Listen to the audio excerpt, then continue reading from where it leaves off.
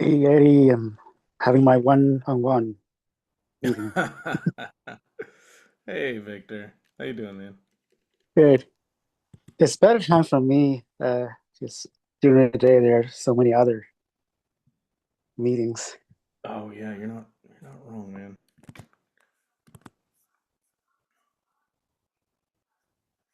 So, what's next? For this call? Yeah, just next strategic move. Oh goodness, I don't know.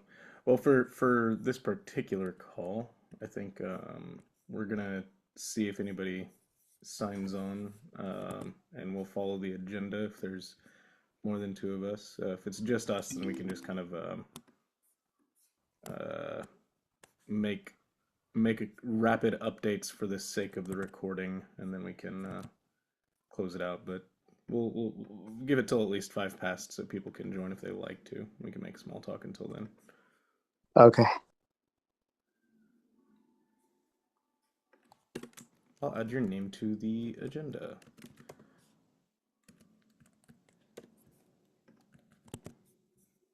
Yeah, it looks like open source in the Asia Pacific area is not very how to say. I know it's popular, but it's somehow people don't join meetings. Um, I think community calls are less popular. I think folks enjoy actually getting work done. Hey, Tiago,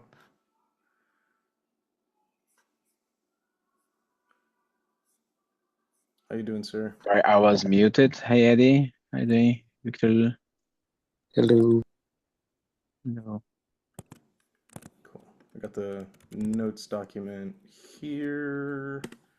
If you guys would like to check in on there, and then we can just a reminder that everything is being recorded, and if one of us leads remembers to press the button, this will be recorded, uploaded to YouTube later on. But actually, it's the chairs that do that. And I'll take notes as we go through the various things. But I suppose this is just the intro session. Have y'all met each other? I suppose since there's only three of us, we have time for you to Um, say hi. yeah, hi. I'm not, don't remember meeting Victor this Um, community call yet. yeah, so But then, I sometimes join the U.S. time zone meeting. oh, okay. Yeah, I I usually just on the APAC time zone. Nice to meet you. Thiago here. So Yeah, where are you based, Victor? I'm in Tampa, Florida. Ah, nice. Cool. So that's intros. Um, let's see. I don't think that any of the three of us were gonna do a demo, but do you guys have anything that you wanted to show off, uh, Um, share with the group? yeah, I was preparing community demo, not exactly a demo, but Oh yeah, more. agent and MCP is what it says on the notes. Yes, exactly. So we are there is this initiative to write the white paper on MCP security standards, and I'm being investigating and researching more about it. So I would share a bit Yeah, take it away. some findings if it is nice.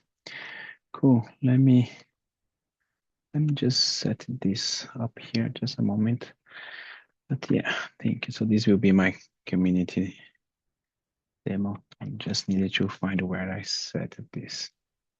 Oh, did I close? Yeah, it looks like I closed. Just a moment. Sorry for that. And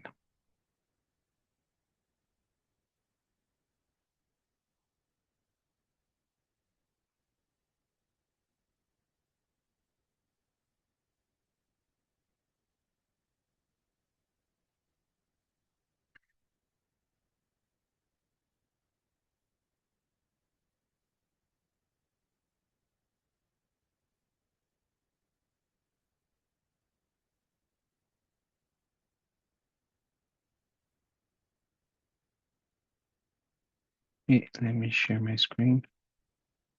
Thank you for your patience.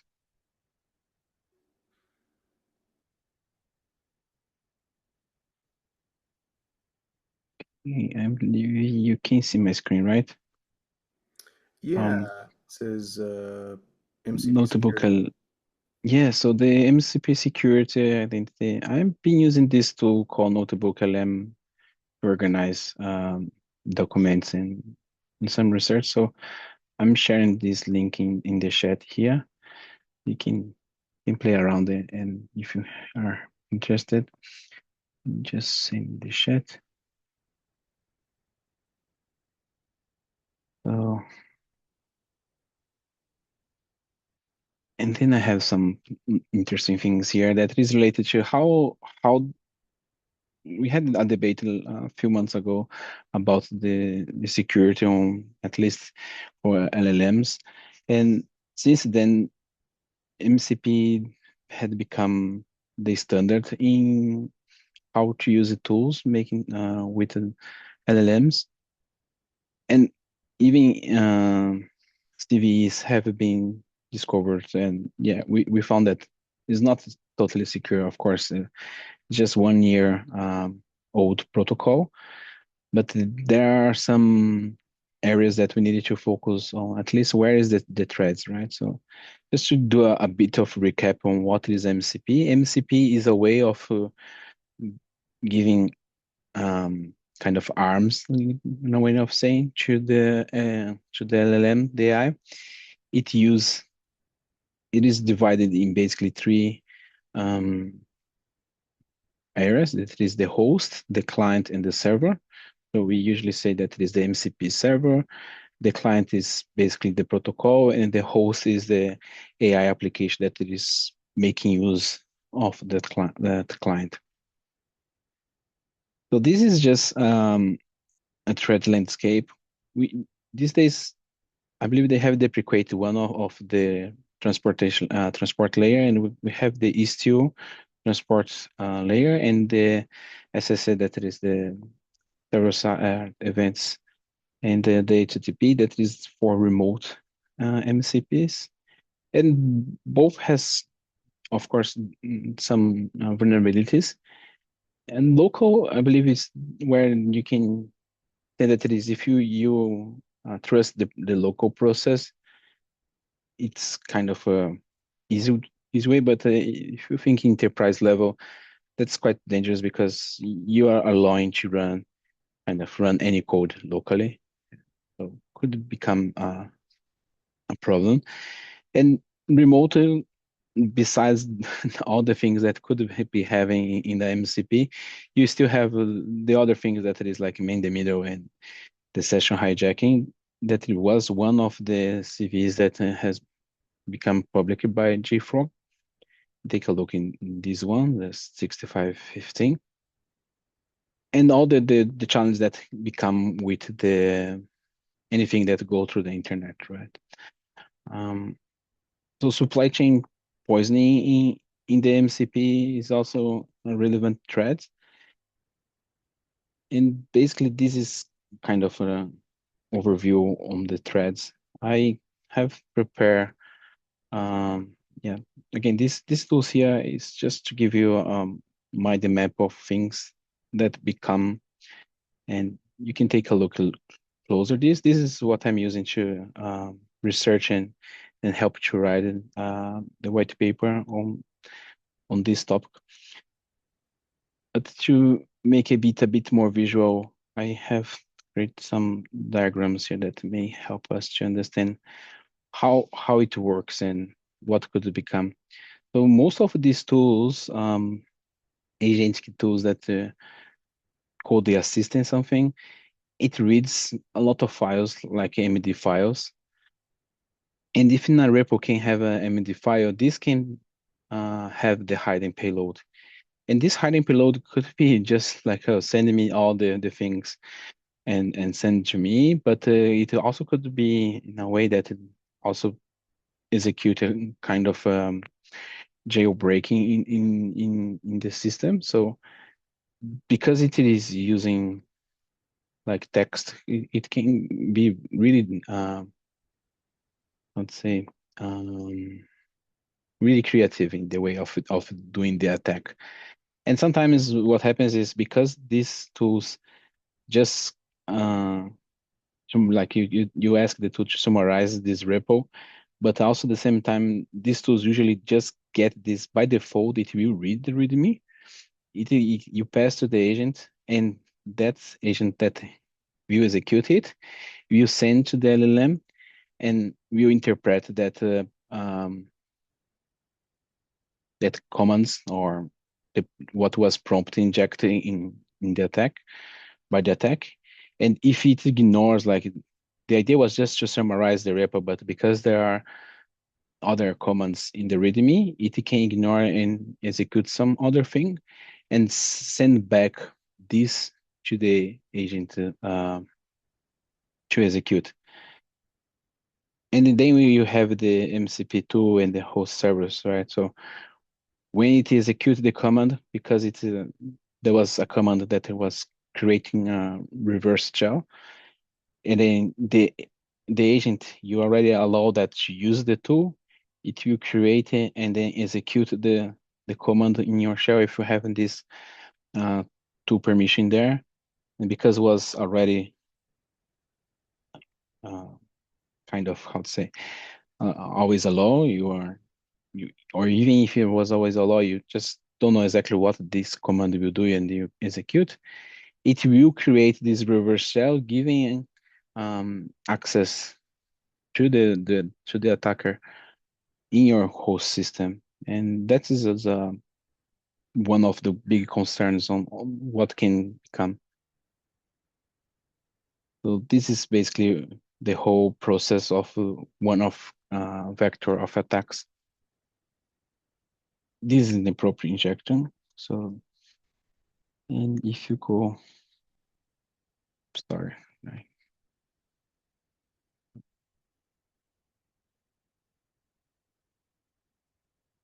So another one is that it is becoming more, this is not exactly for attack itself, but it is how we can use the identity.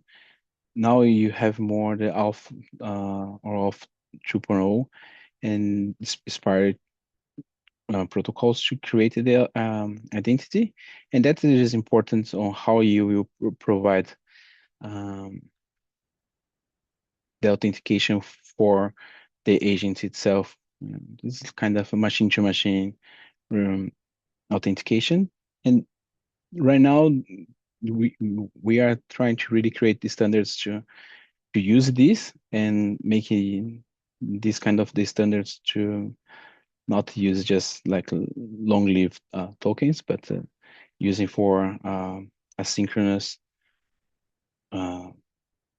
use, because then you can have the agent executing knowing that it was not compromised, and because it is a short-lived token, that make it you reduce the blast of if that token come to be compromised, it will be invalidated soon after. I believe this is one of the parts on off, and that it's getting more common now, because before MCPs in just using, especially if you are using local MCP, you don't have this use case of creating an auth for your agent, but for remote MCP, that needs to be standard. And another thing is this open policy that you can create the policy for the agent as well and enforce it. So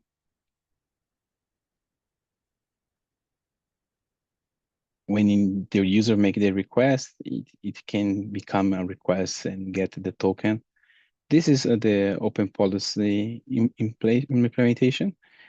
And if it is not from the correct agent, and the agent don't have access because the user don't have access, it will not be able to execute the commands the tool.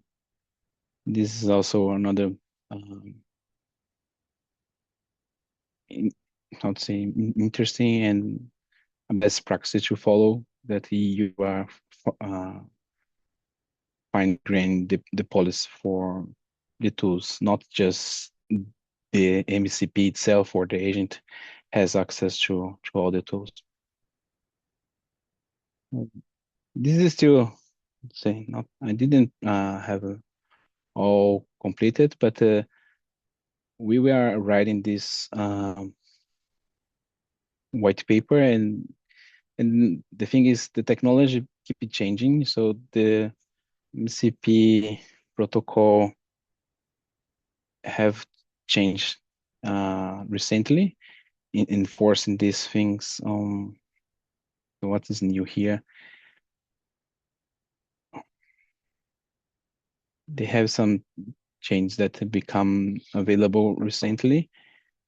Yeah, I believe this. And one of these is the OpenID connector discovery. And this will give support for doing more fine-grained policies as well, and enforcing others security measures for at least in the authentication and make it a bit more secure. Yeah, this is my community demo. If you have any questions, I'm open to questions, but Yeah, yeah, thank you. That was okay. very insightful, and thank you for sharing the resources link. I went ahead and put that in. I put it in the notes document as well, so that folks can Okay. reference that later on. One question I have is, how is this relating to, I guess, do you have any work in your day job or any like practical scenarios where you're seeing this, any of these things that you're kind of talking about here? Do you see these happening in the real world? Yeah, I mean, I'm not using that much MCPs, exploring new MCPs itself, but I use some MCPs, and sometimes I know that I'm, yeah, allowing MCPs to be called by the agent, and in this case, I'm trusting that in the MCP server that it is, in this case, I'm using MCP servers from AWS that are deployed by Docker. I'm trusting that tools are not being poisoned. And locally, I have MCPs that I have built itself. So I'm because I'm using Istio, and that MCP is to access my own database itself. I have control on the tools. So I didn't apply any of this authentication process, but I'm aware of the how the tools definitions can be changed if the server is compromised. So, and another thing that is happening is I'm not running this as fully autonomous. I'm always checking what it is the tool calling that is being made, because I give access to the terminal. And recently, what I'm using as well is sandboxing. So Docker recently released the sandboxing for agent code agent. So you can execute cloud code and kind of Gemini CLI into sandbox environment. And that is also really helpful because you don't compromise your system if the tools that you are using are not really, I mean, you can explore it in a sandbox environment. That's what I mean. Yeah, that's going to be really helpful. Well, thank you. Does anybody else have any questions for Tiago?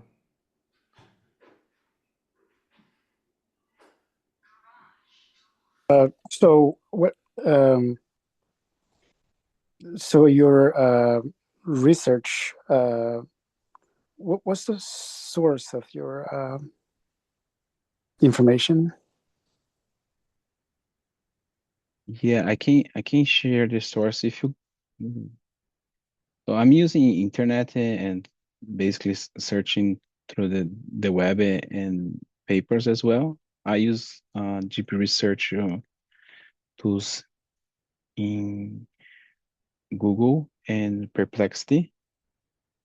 So I believe I have shared in this notebook LM. If you go to the left side on source, I have all the links to the sources in there. So I'm using like for the CVEs database and blogs from JFrog about it, that CVs that was discovered by them, and spiff.io for the new, not new, but for how is implemented the authentication token.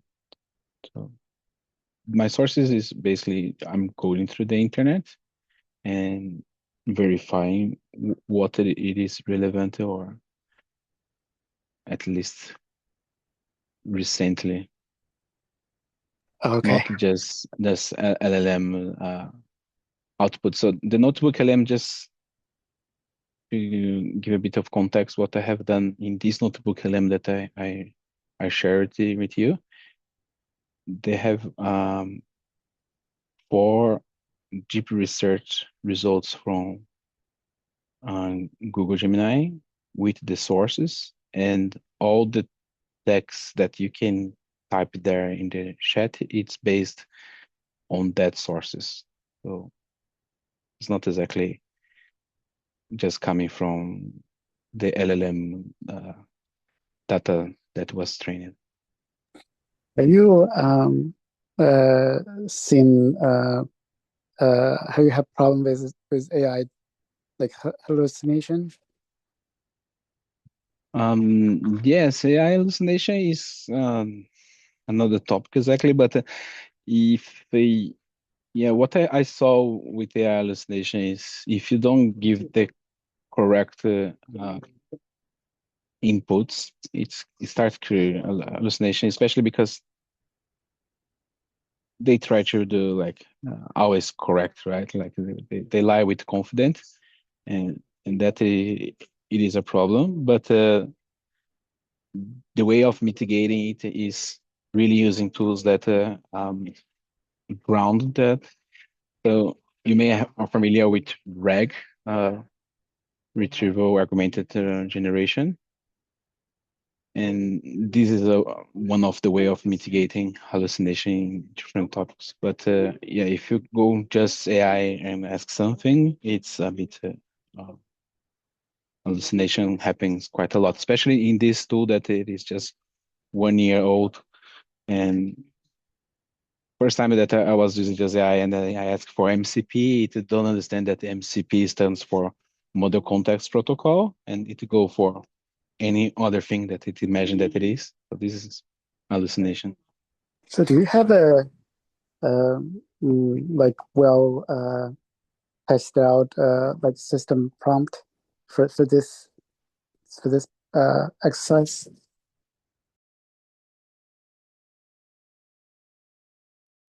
Sorry, can you? I didn't get the Oh, question. so do have you figured like created like a system prompt for this particular exercise that works pretty well? Mm, yes, maybe not exactly the system prompt, but more the inputs that you are using. I believe this is how. So just to give a bit of on the research part that I'm doing, I have you tried these GP research tools? Or if you're not familiar, I can show really quickly one and Yeah, that's maybe very quick. Like if I want to start from scratch, like yep, yeah, how do sure, sure. you start? Yeah. Yeah, so you can go from, so I use Gemini. You can have other tools that do the same in the GP research, and then you can start for MCP threat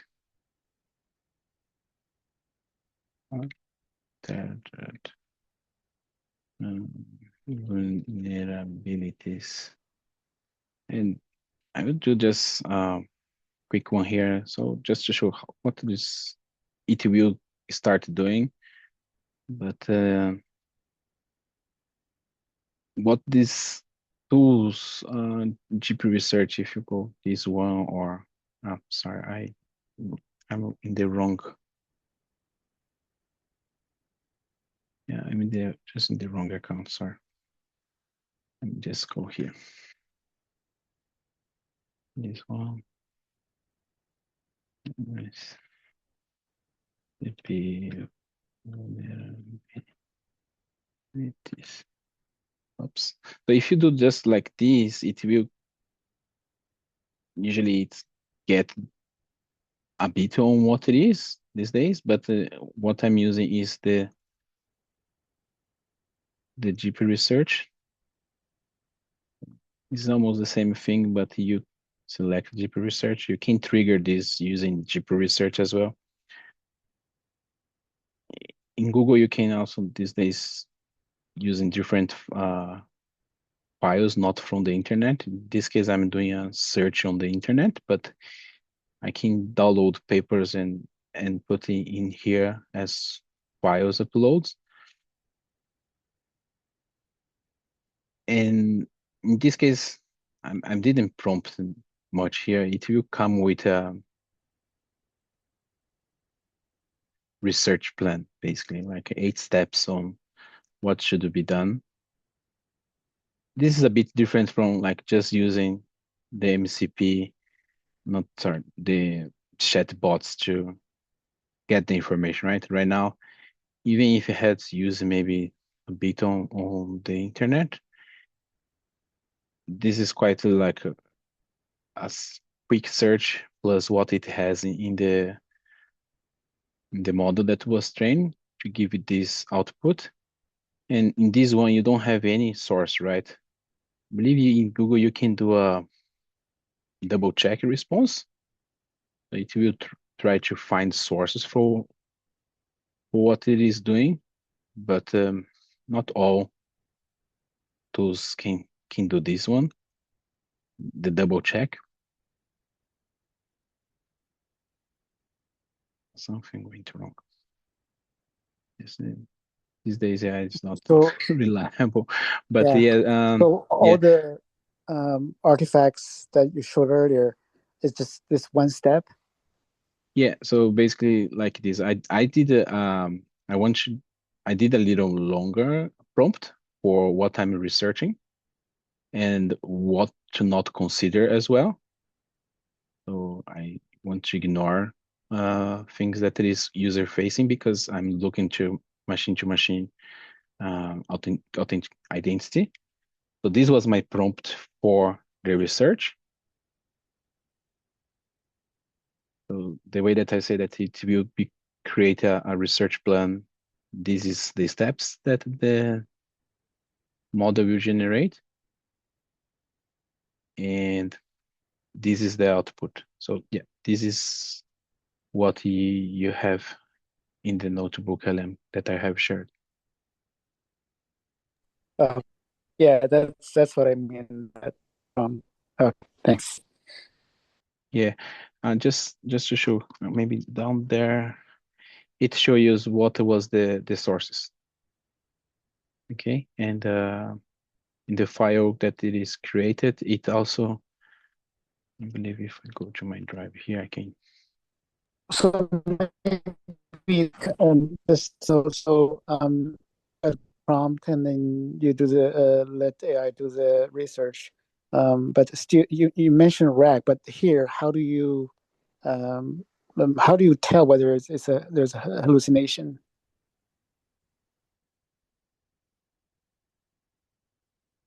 So I need to double check like this sentence has this reference, right? Reference 9. So it still is a lot of work on double checking reading, but with the reference, in this case, the reference 9 is here, and you can double check what it is about. So when I mentioned that it is reg, is because it did do reg to build this report. It did it based on these sources, and it also give you what was source was read but not used in the report. Oh, okay. So basically, after the research, it give you the sources information. So you go in there and double check with the resource to make sure it's not it's actually referenced there. Yes, and especially when you go to like dev.do, right? Anyone can write a article there. So you need to double check if that article also is relevant or not. Okay, But got it. yes, yeah. Cool. Thank you. Thanks. Okay. Yeah, go ahead. I have one question. Okay, Yes. and thank you for the committee demo. In my understanding, MCP currently uses OAuth 2.1 for the authorization for remote access. However, in the context of AI agents, sometimes I hear discussion about SPIFFE. My understanding is that SPIFFE is used for machine-to-machine authentication. But do you know how SPIFFE is being considered for future use with MCP and AI agents?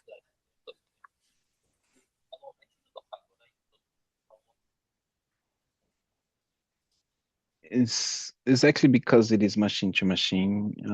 What happens is most of the case when we are using these tools, we are interact with just back and forth with the agent, right? So we send the request and the agent do the stuffs and Yeah. come with authentication. But because of agent to agent protocol and the multi-agent systems, they will be doing the transactions between agents, and that's where you want to make sure that the agent that it is doing the request is the agent that it is receiving that, and you want to make sure that the identity of the agent that is received the request is also the agent that you have in your book notes. No? So that's why I believe this is where it is going, because we are passing that phase on just using one agent tool to have multiple agent systems. Okay, thank you. So I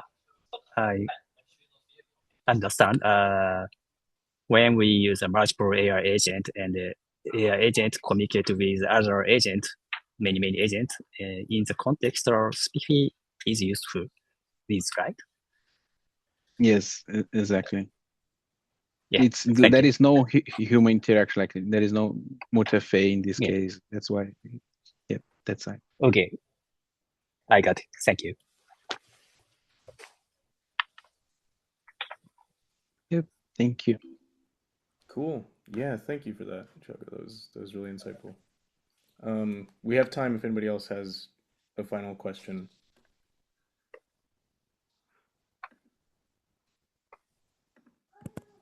All right.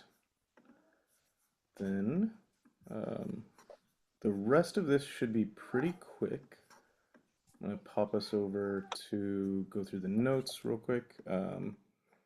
So the other community call that was this morning, well, I guess last night for APAC time zone, um, had a demo of Darn It, which is a tool that Michael Lieberman has been working on for most of the year. And it's designed to enforce security controls, to apply fixes and things like that, which is pretty interesting. So if you find that recording on the LFX page, you should be able to watch that demo. And then there was some talk about the the recent updates from the TOC. The one that I think is interesting, or just to kind of highlight, is that there's still kind of an incomplete transition from the tag security repo to the TOC repo, but that migration is scheduled to be finished by the end of the year. So come New Year's, January, we shouldn't see any more commits against the tag security repo. And there's a couple extra links there if you want to follow those.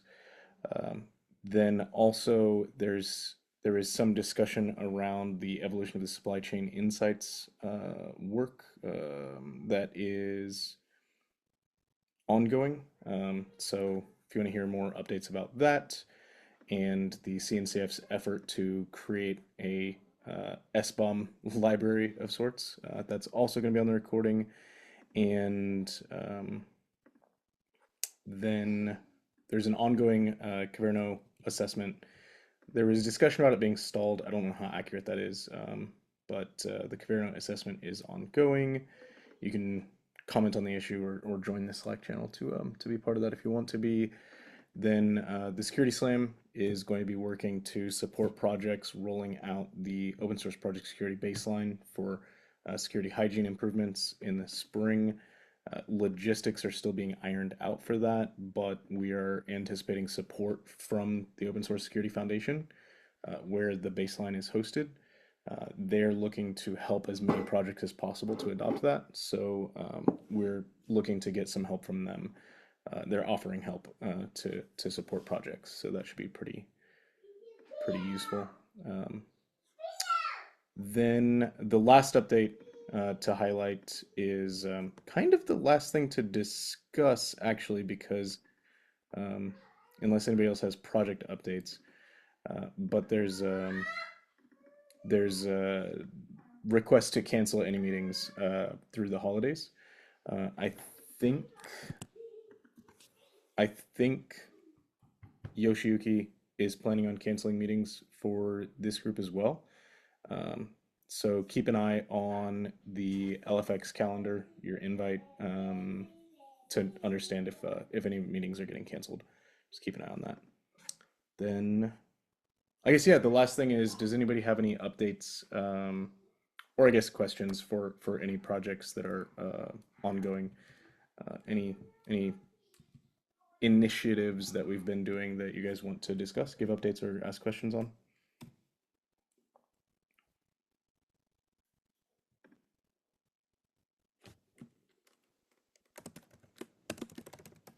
There was no discussion about MCP. There was some kind of update today, wasn't there, about the MCP paper? I don't remember what the progress is on that, though. It's interesting. There's not much discussion about A2A, looks like. Yeah, I have not seen a lot of the open source communities discussing A2A. If you see that happening, I would love to hear more about that. If you want to come present it on one of the next calls, we can add you to the presentation schedule here. Granted, I don't know how many of these meetings are going to be. I guess there's that one. Would love to have if you want to schedule an update. Which is actually the very last thing on the agenda. Does anybody want to claim a spot for a future community demo? You can claim a spot for America or APAC if it is empty. Anybody want to take dibs on anything?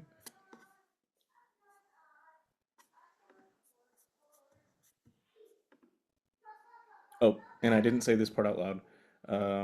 Yoshiyuki will be working with reviewers to get sign-offs. So anybody who is working professionally or on an open source project that's directly related to identity and access management, Yoshiyuki is going to be trying to get folks to make a more public statement of approval to help show more community support for the white paper. And in the process of that, maybe identify if there's anything else that could be improved on the white paper. And then he's going to be working with the tag leads. So if you've been contributing to that, you can expect to hear some more next steps from Yoshiyuki. Tabata-san should be giving you more insight about that. And that's it. Keep an eye on the end of the month. Meetings are likely to be canceled. You will see that updated in LFX if that's the case. All right. Any other closing notices anybody wants to discuss?